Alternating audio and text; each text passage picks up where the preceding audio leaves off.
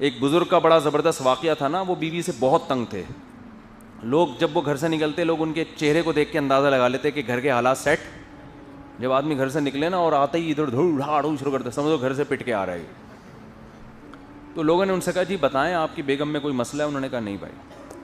بالآخر علیحدگی ہو گئی, طلاق دے دی انہوں نے. تو لوگوں نے کہا آپ نے پھر, اچھا وہ بتاتے تھے بھائی اچھی ہے میری بیگم بہت اچھی. لوگ دیکھ رہے تھے کہ اچھی ہے تو پھر یہ عجیب سے کیوں ہوتے جا رہے ہیں, ٹھیک ہے, ڈپریشن میں جا رہے ہیں. بالآخر انہوں نے چھوڑ دیا اس کو. تو لوگوں نے کہا جب اتنی اچھی تھی تو آپ نے چھوڑا کیوں؟ تو اب بتائیں اس میں کیا خرابی ہے؟ انہوں نے کہا میں نہیں بتاؤں گا. انہوں نے کہا حضرت نہ پہلے بتا رہے تھے نہ اب بتا رہے ہیں. انہوں نے کہا پہلے وہ میری بیوی تھی, اس کے راز فاش کرنا یہ اپنے آپ کو بے لباس کرنا ہے. دنیا بھی ہنستی ہے نا, مذاق اڑاتی ہے, بھائی اس کی بیگم ایسے ہی, خود میرے سامنے بول رہا تھا. آدمی کی عزت اسی میں ہے کہ لوگ یہ سمجھیں اس کی بیگم اس کے ساتھ بہت اچھی ہے. اس سے آدمی کی عزت ہوتی ہے. اور عورت کی بھی عزت اس سے ہوتی ہے کہ عورتیں کہیں کہ اس کا شوہر بہت اچھا ہے. عورتیں گڑبڑ یہ کرتی ہیں, اپنے میاں کی برائیاں کر کر کے یہ سمجھتی ہیں میں ہمدردیاں بانٹ لوں گی. ایسا نہیں ہے. جب آپ اپنے میاں کی برائیاں کرتی ہو نا, اس وقت تو عورتیں بڑے غور سے سنتی ہیں, لیکن ان کے دل میں عزت ختم ہو رہی ہوتی ہے کہ اس کا میاں سالہ 2 نمبر آدمی ہے. تو عورت کی تو عزت اس کے میاں سے ہوتی ہے. ہر عورت چاہے کاش میرا میاں بھی ایسا ہوتا, ٹھیک ہے نا. تو اپنے میاں کی دوسروں کے سامنے اتنی تعریف کرو, عورتیں جلیں تپیں, بولے یار یہ بہت خوش قسمت ہے, اتنے اچھے آدمی کے پاس چلے گئی, بے شک وہ اچھا نہ ہو. تو یہ کھوپڑی استعمال کریں گی تو یہ باتیں سمجھ میں آئیں گی نا. خود ہی اس کو رسوا کر کر کے تو پھر خود ہی بدنامی ہو جاتی ہے. اور یہ خوب ذہن میں رکھو, جو عورتیں عورت کو شوہر کے خلاف ورغلا کے نا, اور آپ کی باتیں سن کے ہاں تمہارا میاں بڑا نالائق, بہن تم صحیح کہہ رہی ہو, طلاق دلواتی ہے نا, اس کے بعد ان میں سے کوئی بھی آپ کو سپورٹ نہیں کرے گا, نہ کوئی پیسے دے گا, نہ کوئی اپنے میاں سے کہے گا اس بہن سے تم شادی کر لو, میری اس بہن سے, اب تم خرچہ باندھو. گھر اجڑوا کے اس کے بعد بالکل پیچھے ہٹ جائیں گے. تو اس کا طریقہ یہ ہے کہ بھائی نہ آپ اس سے, ہاں وہ ان بزرگ نے کہا کہ پہلے یہ میری زوجہ تھی, اس وقت اس کی برائیاں کرنا اپنی بدنامی, اب میرا اس سے تعلق نہیں ہے, اجنبی ہے. تو دنیا میں پتہ نہیں کتنی طرح, میں کیوں کسی خاتون کے بارے میں باتیں کروں.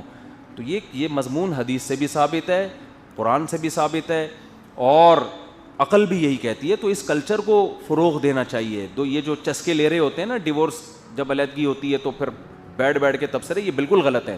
تو میں ان مولانا کا واقعہ سنا رہا تھا, دیندار آدمی, پہلی زوجہ کو علیحدگی ہو گئی تو وہ اتنا لوگوں نے اتنا بدنام کیا کہ یہ مولوی ایسے, یہ یوں ایسے, تو وہ شادی نہیں کر رہے تھے.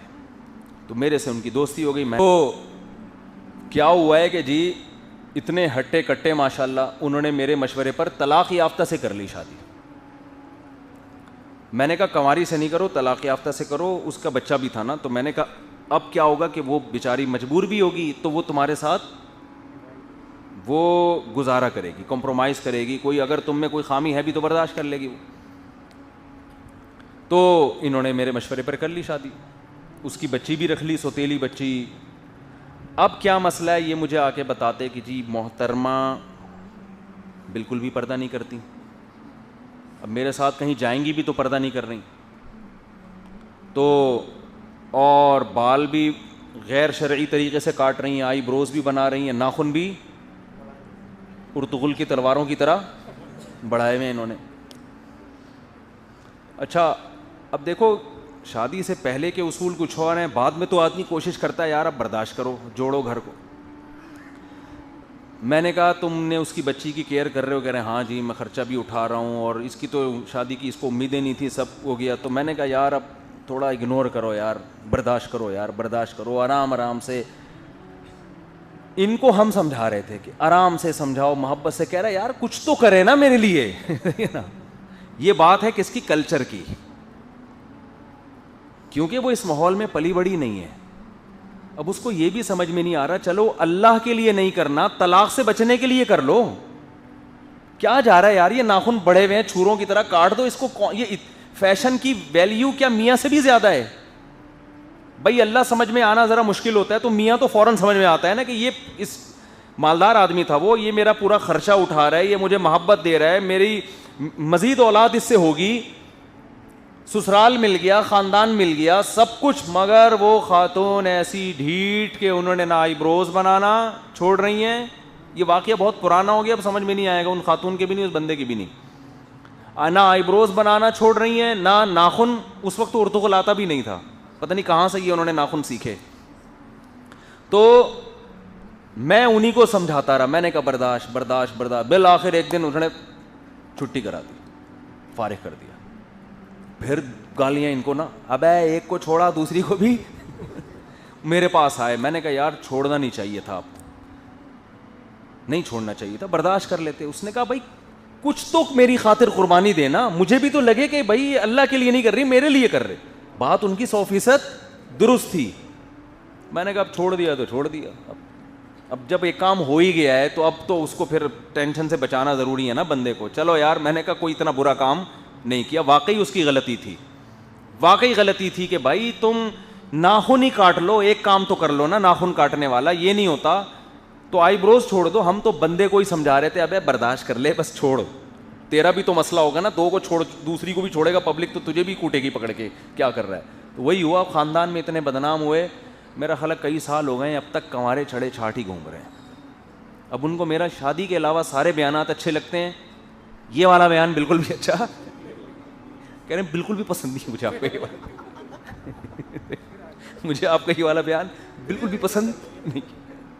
تو یہ کیا ہے, کلچر انسان کے بلڈ میں گھس جاتا ہے. اس خاتون کو اس کو پتہ ہے کیوں. اب آپ کہو گے بھائی کیا جا رہا ہے ناخن کاٹنے میں, آپ کو تعجب ہوگا نا, کاٹ لیتی. یہ نہیں ہوتا, ان کو یہ لگتا ہے کہ یہ دقیانوسی ہے, میرا میاں مجھے صدیوں پہلے کے زمانے کی طرف لے کے جا رہا ہے. بات ناخن کاٹنے کی نہیں ہوتی, یہی ناخن اگر ڈاکٹر کہے گا نا کاٹ ڈالو انگلیوں میں تمہارے انفیکشن اور فوراً کٹ جائیں گے. یعنی میں جو بات سمجھانا چاہ رہا ہوں اللہ کرے وہ سمجھ میں آئے. وہ کہہ رہے ہیں آئی بروز نہیں بنا رہی, وہ آئی بروز بنانا نہیں چھوڑ رہی. کیوں؟ ان کو یہ لگتا ہے کہ میرا جو میاں ہے, یہ علامتیں ہیں آئی بروز نہ بنانا اور ناخن چھوٹے کرنا, یہ پرانی زمانے کی جو پہاڑوں اور پتھروں کے دور کے جو جاہل عورتیں ہوتی تھیں نا, ان کے ذہن میں یہ بات بیٹھ گئی ہے کہ یہ ان کا کلچر ہے. تو کلچر دماغ کو خراب کر دیتا ہے, حالانکہ اس کا ترقی سے کوئی تعلق ہے. ہمارے ایک دوست تھے, اتنے نیک آدمی اور پڑھے لکھے بھی تھے اور شکل و صورت کے بھی اچھے, بالکل ینگ.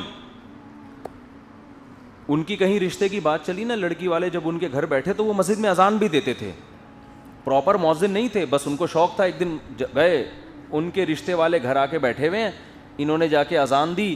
تو اب ان کے ابا فخر سے لڑکی والوں کو بتا رہے ہیں کہ آپ اذان سن رہی, ہمارا بیٹا اذان دے رہا ہے. انہوں نے کہا یہ تو ملا ہے پورا. اچھا بھلا رشتہ اس بیس پہ توڑ دیا.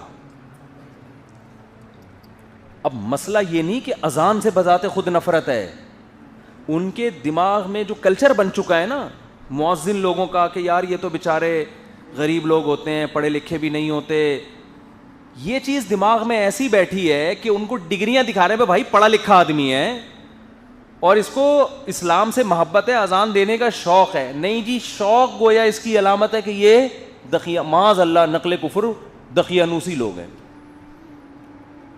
تو یہ ہے کلچر انسان کا ایسا کھوپڑا خراب کرتا ہے. سمجھ رہے ہو کہ نہیں سمجھ رہے؟